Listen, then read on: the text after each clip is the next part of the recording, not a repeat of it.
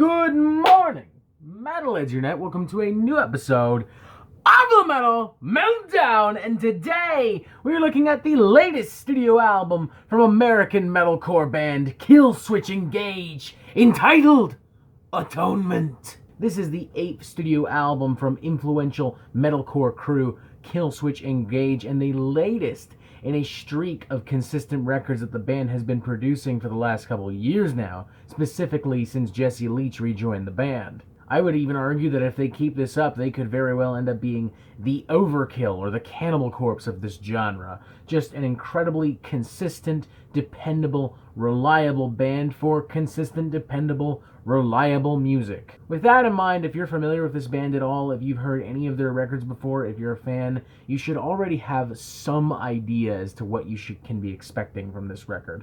You should be expecting American melodic metalcore. You should be expecting a lot of big hooks, a lot of angsty, emotional songs and lyrics delivered by the powerful Jesse Leach. You should expect big riffs. You should expect a little bit of Swedish influence, but still retaining that new wave of American heavy metal, metalcore vibe. Sure, we've got some special guests to mix things up, and the band is definitely writing a lot more mature material as they grow older, but all things considered, Killswitch Engage is still Killswitch Engage. So fair warning, if the band has never stuck with you before, if their previous records have not impressed you, this won't change your mind.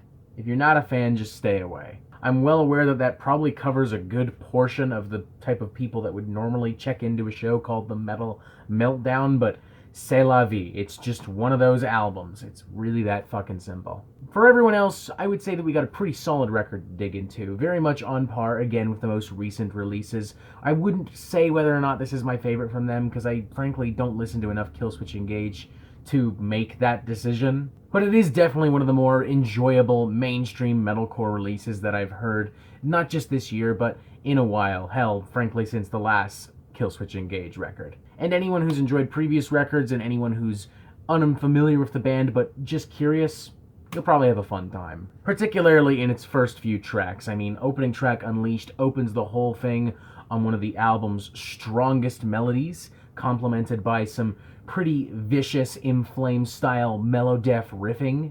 Jesse Leach has vocally been getting stronger and stronger with each of these records, and that is on full fucking display here. But for those of you who are still whining that Howard Jones is not in the band, good news for you. We get a mini reunion of sorts on the next track, The Signal Fire, where Howard Jones lends his vocals to the mix. And he's fucking fantastic on here as well. I actually forgot how fucking strong of a vocalist he is. I mean, the records he's done with Light the Torch and Devil You Know were so fucking overproduced, arguably auto-tuned in some pieces, that the strength and the gruff of his voice was lost in everything. But here he charges at you like a fucking ram, and the band, clearly with a little bit of fire in their gut, being reunited with Howard Jones, follows suit with one of the more aggressive guitar onslaughts of the record in its opening moments, bordering on straight-up death metal. Mind you, the track does eventually lay into the more typical Killswitch Engage metalcore formula, but that little extra extreme push adds a lot to it. And I'm happy that there are other tracks that also push for a more extreme edge. Take, for instance, As Sure as the Sun Will Rise,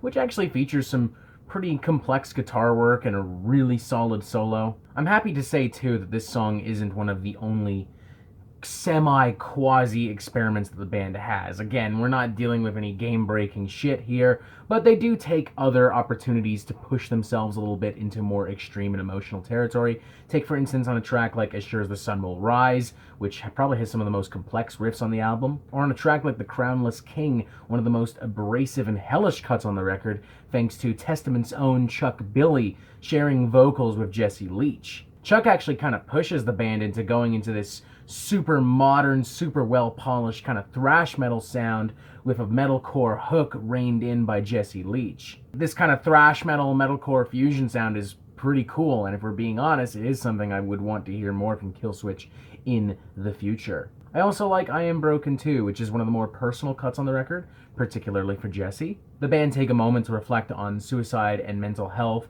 with Jesse Leach in particular saying this about the song: "This song is very near and dear to my heart. I wanted the listener to feel the urgency, the heaviness of the topic, as well as a possible connection. Many people suffer from mental illness in one form or another. I want nothing more than for people to feel like they're not alone in this struggle. It's worth noting that the band put their money where their mouth is on this one. All the proceeds made by the promo single version of this song, released a couple months ago, were donated to the Hope for the Day organization. And with that organization's help, they kind of started a social media awareness campaign under the hashtag It's Okay to Not Be Okay, as well as hashtag I'm Broken Too, which I think is really, really nice. And to get back to the actual topic of the song and its quality, that urgency he speaks of is felt in this track. The emotion, the devastation, the personal toll that mental health and suicidal tendencies takes on a person. I do wish that the song was a little bit more musically creative and punchy, but it works pretty well for what it is. I don't think it'll quite top Always, which is probably still the most emotional and one of the strongest cuts that the band has ever put out. But this is still an extremely song and a genuinely thoughtful gesture. Other tracks on the record fall into the standard Killswitch Engage formula, but they're fun tracks. There's not really any filler on here. The album itself is pretty tight and flows pretty well. Closing track Bite the Hand That Feeds in particular is a serious fucking banger, a great example as to just how refined and professional the Killswitch Engage sound is at this point. So in the end, I'll give this thing a 3.5 out of 5. It's not exactly going to win any awards for originality or creativity, but it is well thought out, it's well written, it's well performed, it's genuine, it's thoughtful, heartfelt even at times, like on the aforementioned I Am Broken Too, and even in the album's, quote, weakest moments, it's still decent, you know? Like, there's really nothing on here that bored me or detracted from the record. Are some songs stronger than others? Yeah, sure, but not to the point where like half of this record is a bore or a snooze fest or anything like that. Just some songs are stronger than others. It's just how it is. I'd be lying if I said I didn't want Killswitch Engage in the future to continue pushing themselves into more extreme musical and emotional territory, but realistically, at this point, I don't know if I see that happening. I mean, this is album number 8. The band is continuing a remarkably consistent streak of records with Jesse back on vocals.